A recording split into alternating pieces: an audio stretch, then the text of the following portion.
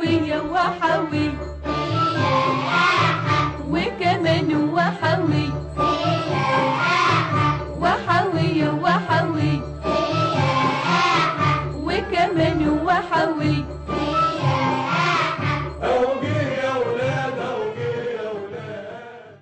السلام ورحمة الله وبركاته. انتوا مصريين عايشين في باريس هنا. ممكن نتعرف بحضرتك؟ اسماعيل أسد. منين؟ من المنصورة.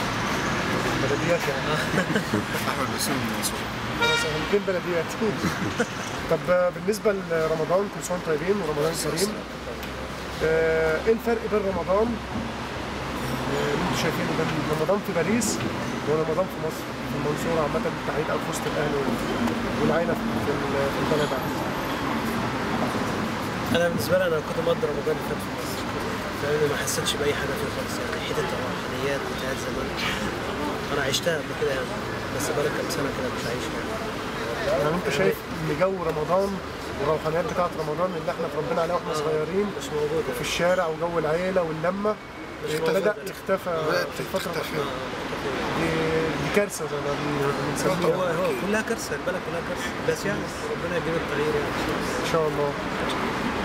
أنا بالنسبة لي طبعا أنا بقالي فترة هنا طبعا هنا ومفتقد طبعا الجو بتاع مصر والعيلة وإن أنا أقعد أفطر في وسط أهلي وبتاع وكلام من ده، بس يعني لما بكلم الجماعة في مصر وكده ما بحسش إن في رمضان، يعني بحس إن الأيام كلها عادية بالنسبة لهم، ما عادش بقى في اللمة بتاعت العيلة إنهم مثلا أنا مثلا أروح عند عمي عند خالي عند جدي، ما فيش الكلام ده بقى قليل، يعني لما أجي أسألهم مثلا ما بتروحوش ليه؟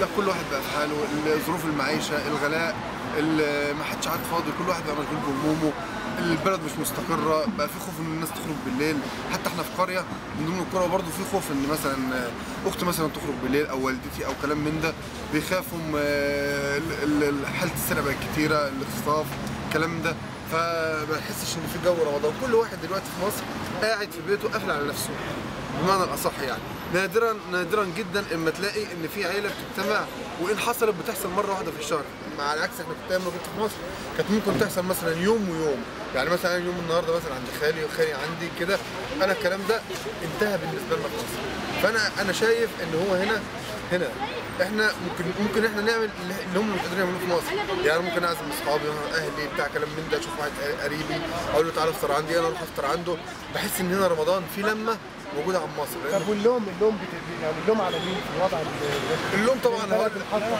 اللوم على كله، اللوم طبعا اولا على المجتمع، ثانيا على الظروف اللي عايشه فيها البلد، عدم الاستقرار، جه رئيس زي ما جاش رئيس، واخد بالك، انا حاسس فعلا ان لسه. طب والحل من وجهه نظرك الحل اللي انا بتمناه اولا ان البلد تستقر، تمام، ان محمد المرسي يبدا، يعني انا سامع عن تشكيل الحكومه ده بقى اكتر من شهرين، لحد دلوقتي مفيش اي حاجه جديده حصلت، حاسس ان المجلس العسكري لسه زي ما هو، مفيش اي حاجه اتغيرت، حاسس ان محمد المرسي ما هو الا برفان محطوط، شكله محطوط وخلاص، والمجلس العسكري هو اللي بيحركه من تحت، اتفقوا على حاجات زي ما اتفقوش، فانا شايف ان اول حاجه لازم تبدا من تحت، لازم محمد مرسي يبدا يطهر البلد من تحت، طهر البلد من المجلس العسكري، هو خلاص السلطه اتسلمت، المفروض ان المجلس العسكري طالما السلطه اتسلمت يبدا بقى يسيب كل حاجه للرئيس، يمشي كل الصلاحيات ويمشي، يرجع تاني يمسك الجيش ويمسك كل حاجه زي ما كان الاول. طب بتقضي يومك في رمضان هنا في باريس يعني، احكي لي كده اليوم بيبقى شكله ازاي؟ الشغل يعني ما فيش اختلاف عن الايام اللي قبل، ولا بيبقى في استعداد ليه؟ بتستعد ليه؟ بتشتري حاجات بتتعود؟ طبيعي يعني طبيعي، يعني هو الطبيعي ان انا عايش انا واخواتي. هل الشغل في الايام العاديه زي رمضان ولا بتبقى الحس بتاعك شويه متعب شويه معامله صاحب الشغل بتختلف هو بيحس بيك يعني سواء كان مسلم او غير مسلم. هم بص اقول لك على حاجه، انا عن نفسي انا شغال في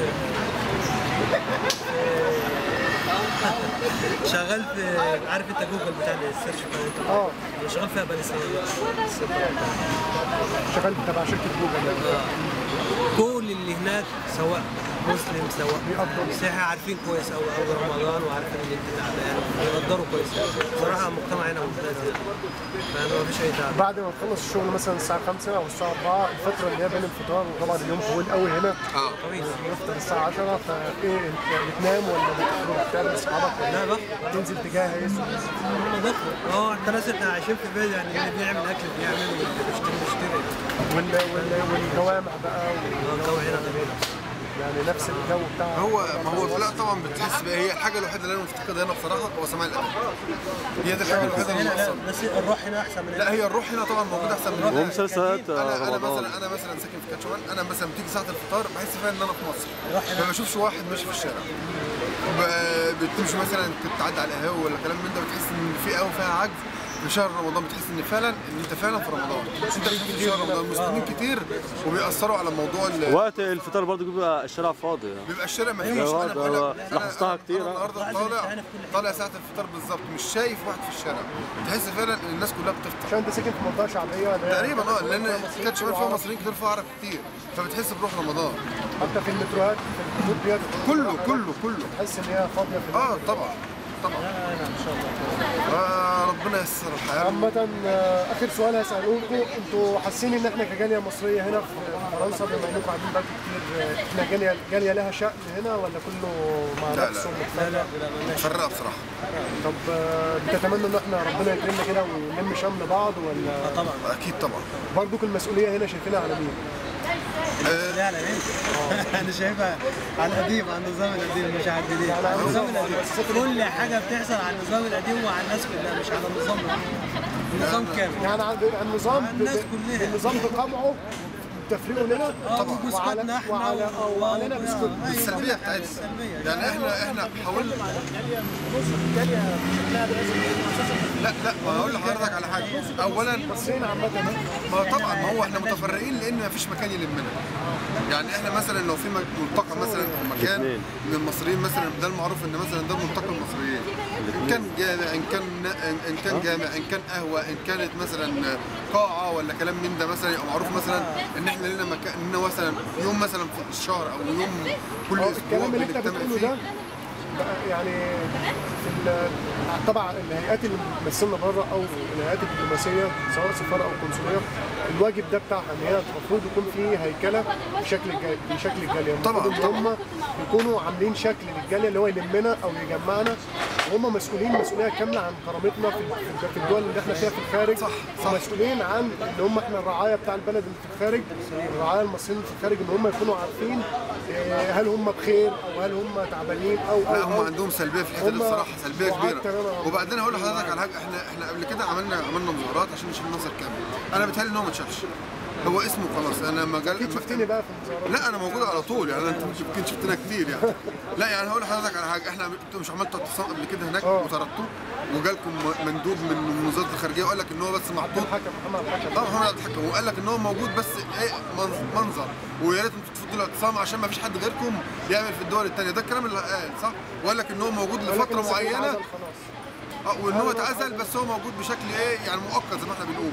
ولحد النهارده شايفه موجود. انا في انتخابات مجلس الشعب او في انتخابات هو اللي كان موجود. هو النظام عامه لسه موجود بكل بس بتدخله يبقى ما نشيلش محمد هو الموضوع كله موضوع خوف. اولا هقول لحضرتك على حاجه. السفاره بعد الثوره بقى فيها نسبه احترام موجوده لانهم خايفين ان هم يتعزلوا فهم دلوقتي بداوا يعاملوا الناس باحترام. اللي الزعيق وقله الادب اللي كانوا بيعملوها قبل كده تلاقي الوقت حضرتك ويا فندم وبتاع وكلام من ده بس انما لو انت مثلا طولت معاهم في الاستفسار وبتاع كلام من ده الوش التاني بيطلع تاني على طول. قله الادب بتطلع تاني في ثانيه. وضع المصريين بالنسبه للفرنسا نفس وضع المغاربه والفرنسا والجاليات الاجنبيه؟ لا مش واخد حقك للناس دي؟ لا طبعا مش واخد. مع ان احنا يعني لا مش واخدين حقنا. لا هو ده برضه بيرجع للنظام القديم والمسؤولين عنه. لا يا عم كل حاجه على النظام القديم. ما هو عشان كده بنقول عمليه تطهير من تحت مش من فوق. احنا شلنا الرؤوس بس لسه الطوابع بتاعتها موجوده. الصف الثاني والثالث الصف الثاني والثالث وكله حتى المحليات يعني المحليات لا ابسط حاجه لازم تتنظف من تحت لانه كل الوقت بيدور ورا بعض. نظافه في كل حاجه يا احمد، في طبعاً. البيوت في كل حاجه، مش كله. محليات ولا حاجه، البلد بايظه يا عم. أيوة. البلد بايظه من الصغيره للكبيره. يعني انا والدي مثلا لما واحد يقول له انت لازم تنتخب احمد شفيق الانتخابات الاخيره علشان هو اللي هيزود لنا المرتبات، هو اللي هيعمل لنا، هو اللي هيعمل لنا، كل دول رجال اعمال، وكل دول لهم مصالح مع الحكومه، يبقى كل دول من النظام القديم. بقى احنا بنشكركم، رمضان كريم وكل سنه وانتم طيبين، وان شاء الله رمضان اللي جاي كل واحد فيكم حقه اللي هو بيحلم بيه ان شاء الله، ويكون مصر بخير. عايزين بلد عايزين بس مصر تبقى كويسه. حوار جميل جدا، وان شاء الله نتقابل على خير.